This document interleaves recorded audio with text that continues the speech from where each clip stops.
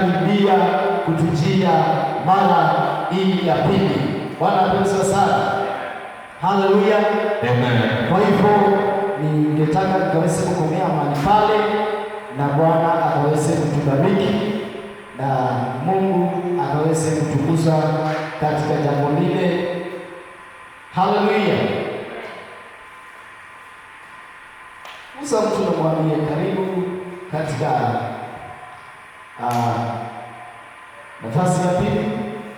Kama uko karibu na mtu, sio karibu na mtu. Haleluya.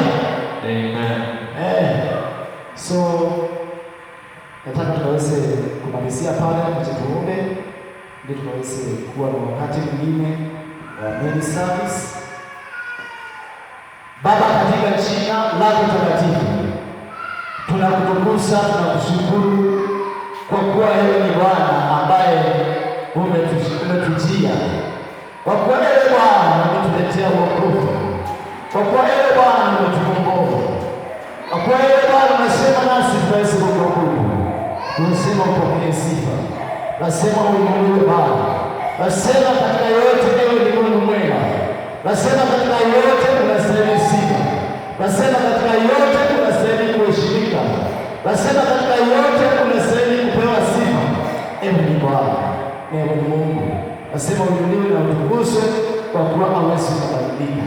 Tembea nasi, tuunganishe wokovu mwema.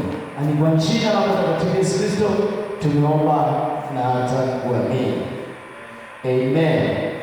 Haleluya. Bwana asifiwe. Kwa sababu ya muda nataka tukaweze